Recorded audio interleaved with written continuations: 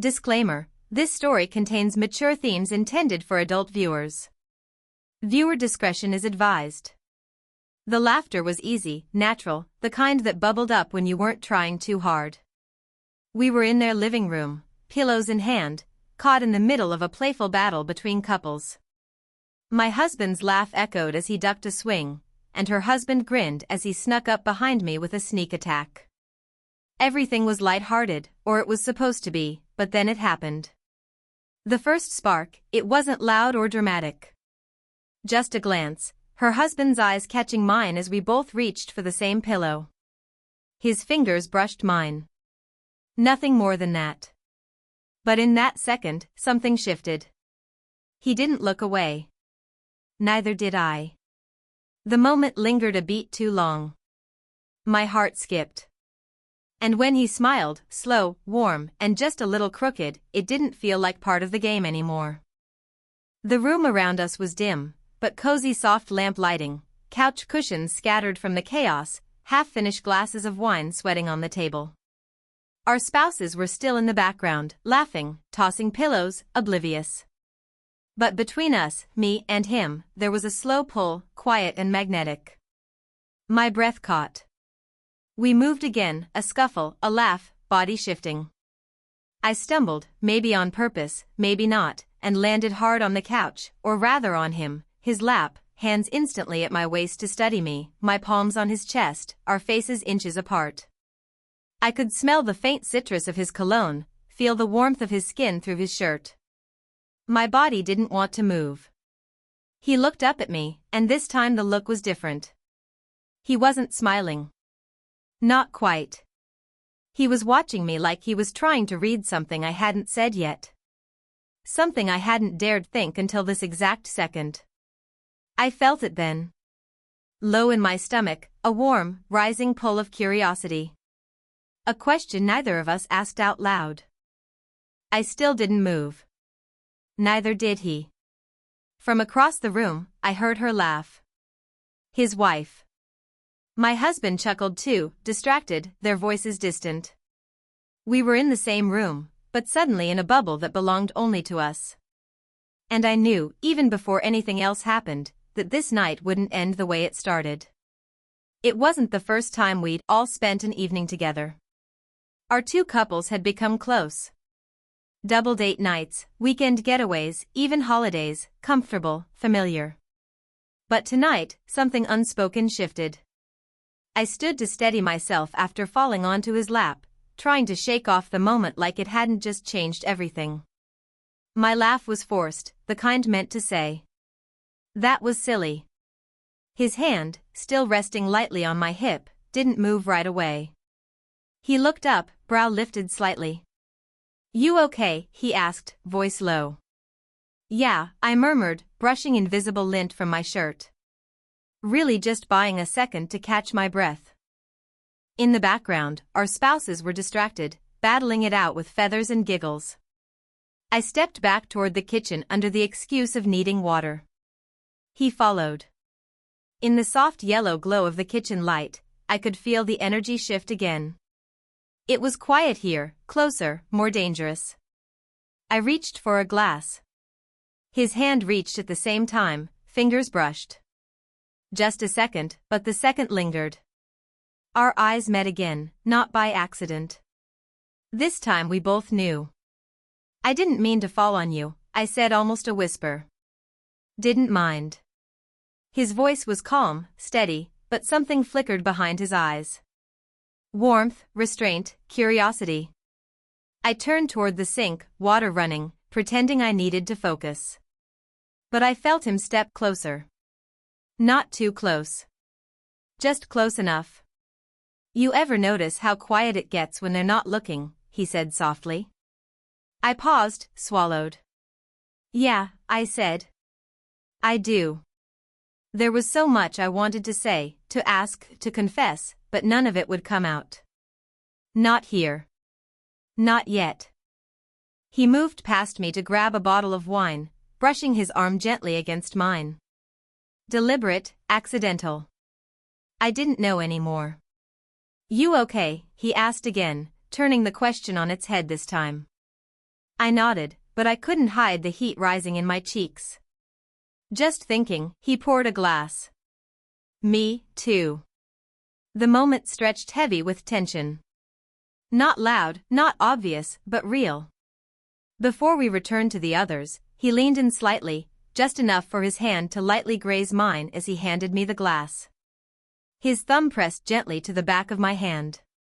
Just once, then gone.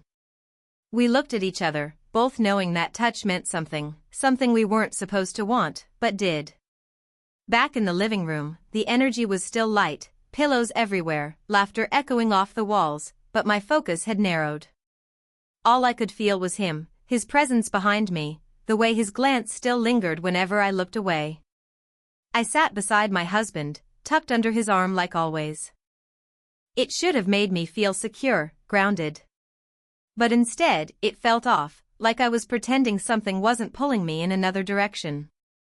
Across the room, he sat next to his wife, close but not touching. He looked relaxed, but I caught it. That subtle flick of his eyes toward me when no one else was watching. The way he leaned forward just slightly, like he might say something, but changed his mind. Desire and guilt battled inside me like waves. I wasn't the kind of woman who crossed lines. I loved my husband. We were happy, weren't we? So why did every accidental touch from him feel like a spark I didn't know I was starving for? He stood up to grab more wine and I followed a few seconds later. Not because I needed anything, but because my body moved before my brain caught up in the kitchen again, just us. The quiet space we now seemed to return to like gravity.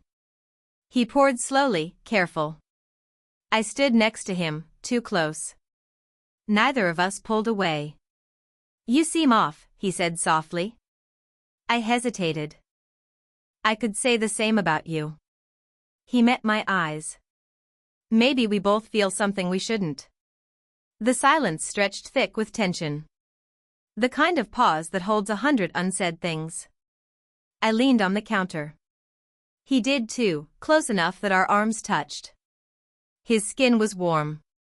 I didn't move. This is wrong, I whispered. I know, but it doesn't feel wrong, I added before I could stop myself. His jaw tightened slightly. I've been thinking about you all night.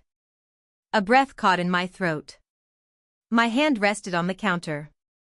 His moved slowly, tentatively until his fingers lightly touched mine. Not fully holding, just there.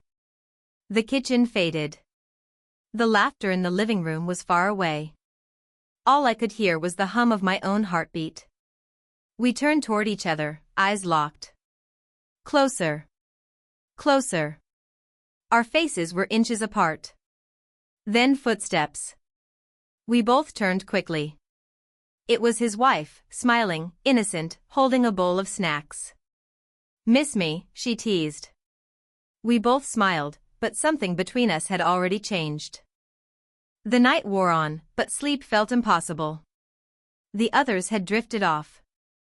Her husband stretched out on the recliner, already dozing, and mine upstairs, claiming he had a headache. She had curled up on the couch with a blanket, scrolling on her phone. One by one, the noise faded, the lights dimmed, and the house settled into quiet. Except us. We were alone again, not by accident this time. He stood at the back patio door, looking out into the dark yard, moonlight casting a silver glow across his face. I hovered near the kitchen island, pretending to tidy up glasses that didn't need cleaning. A long silence passed between us. Then softly he spoke without turning around. You can't sleep either. I shook my head, then realized he couldn't see. No, not really. He looked back at me. And just like that, we were locked in it again. The space between us felt like a thread pulled taut. One step and it would snap. He walked toward me slowly, carefully, like testing deep water. I held my breath without realizing it. We should talk, I said quietly, unsure if I meant it. He stopped just in front of me. Should we? I laughed, nervous, breathy. Maybe not. He reached out, brushing a hair away from my cheek with the lightest touch. My skin prickled under his fingers. My breath hitched. "You're shaking," he said gently. "No, I'm not," I lied. His hand dropped, grazing my arm as it fell. "I keep telling myself this can't happen." I swallowed. But I keep ending up near you anyway." The silence between us throbbed with the weight of everything unsaid. He stepped closer, not touching, but close enough that I could feel the heat of his chest. My eyes flicked to his lips, then back to his eyes. His voice was barely a whisper. "If I kiss you, I don't think I'll stop." The truth was, I didn't want him to. I didn't move. Neither did he. The tension wrapped around us like a storm about to break. His hand hovered at my waist, asking a silent question. My body leaned in, barely answering it. We were breath to breath, heartbeat to heartbeat. Then footsteps creaked upstairs. We jumped apart like gravity snapped. He turned away. I wiped my palms on my jeans, heart racing. The moment was gone, but it wasn't over. The house had quieted again. His wife had gone upstairs. My husband hadn't returned. It was late, too late to still be awake. Too late for the way we kept orbiting each other like planets slowly pulled into collision. I stood by the sliding door, watching the moonlight shimmer on the backyard grass. My fingers played with the edge of the curtain, needing something to hold on to. He stepped up behind me, not touching, but close enough that I could feel his breath when he spoke. "You're still here," he said. "I should have gone to bed, but you didn't." I turned just enough to see him over my shoulder. "Neither did you." The silence between us wasn't empty anymore. It was loaded with everything we'd been pushing down, everything we weren't supposed to feel. Then came the twist. I saw the way he looked at her. He said suddenly, voice low, almost pained. I blinked. "What?" "My wife. Your husband. Earlier when we were all laughing. You didn't see it, did you?" "No." He sighed, resting one hand lightly on the doorframe beside me. Not quite touching, but close enough to cage me in. "It's been going on for a while."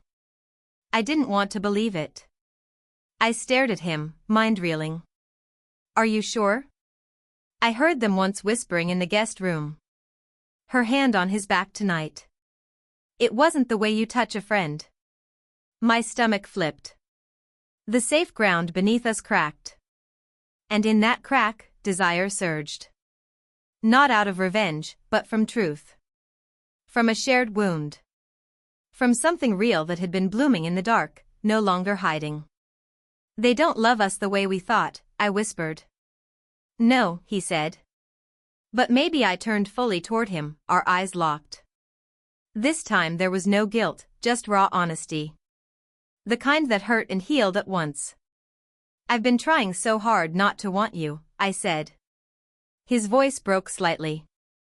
"I don't think I've ever wanted anyone more." We didn't move. We didn't have to. The pull between us did it for us. His hand brushed mine again, slower this time, intentional. Our fingers intertwined. Shaky but certain. I felt his breath warm and real as he leaned in. No footsteps this time, no distractions, just the sound of our hearts pounding out a rhythm that said yes. Our lips touched. Soft, then deeper, then everything. No more distance. The line we weren't supposed to cross had vanished, swallowed by something bigger, something neither of us could pretend away anymore. The kiss deepened like it had waited years to exist. Soft at first, full of questions, then urgent, filled with answers. His hands moved slowly, reverently along my back as if he couldn't believe I was real.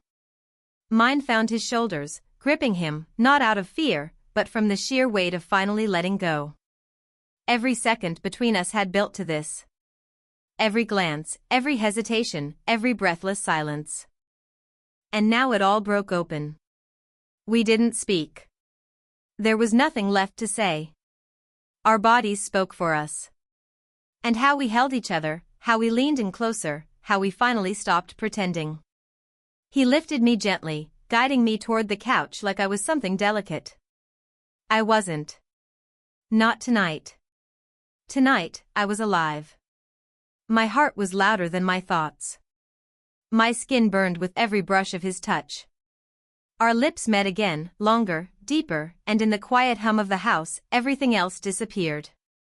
Then a sound. A phone buzzed sharply on the table. I froze. So did he. We looked. It was mine. The screen lit up. My husband can't sleep. You. The world tilted for a second. I stared at it, still caught in the storm of what we'd just begun. I should answer, I whispered. You don't want to, he replied softly. No, I said, but I might have to. He nodded, stepping back just enough for the air to chill between us again. This doesn't go back in a box, he said quietly. Even if we stop now, it's already changed everything. I looked at him, really looked, not as someone else's husband, not as a mistake, as a man I now cared for in a way I never expected. I know, I said, but knowing doesn't make the choice easier. He picked up my hand, pressed a kiss to my knuckles, slow and certain. No, it just makes it real. We stood in silence, hearts racing, the passion still burning, but now tangled with truth. Would we stop? Could we? Or had we already gone too far? Fade to black. The sun hadn't risen yet, but the darkness had softened. I sat on the back porch wrapped in a throw blanket, knees tucked to my chest, the night air cool against my skin. He joined me quietly, coffee in hand, the silence between us no longer tense, just full of everything we didn't need to say out loud. We had crossed the line. The one we said we wouldn't. The one we couldn't take back. But in that line's ruins, something unexpected grew. Peace. He handed me the coffee, his fingers brushing mine. The same touch that once sent sparks now felt grounding. Familiar. I didn't sleep, he said softly. Me neither. We looked out into the yard, the world slowly waking up. No guilt, just stillness. Reflection. I thought I'd feel worse, I admitted. He glanced over. Do you? I shook my head. No, I feel honest. Like I finally stopped pretending. He exhaled slow. We didn't plan this. No, but we didn't run from it either. There was a kind of intimacy that only came after truth, after rawness and risk. It wasn't just passion anymore. It was knowing someone in their most vulnerable moment and still wanting to stay. He reached over, his arm slipping around my waist. I leaned into him, resting my head against his shoulder. We stayed like that, warm bodies under a cold sky, tangled in something that felt like more than just a night. I don't know what happens next, I said quietly. Me either, he replied. But I know this happened for a reason. I turned my face toward his. Our lips met again, not rushed, not hungry, but soft and slow. A kiss that said, thank you. I see you. I'm still here. No fireworks, no dramatics, just a quiet ending to a loud feeling. When the first golden edge of morning broke across the lawn, he kissed my forehead and whispered, whatever comes next, you mattered. And that was enough.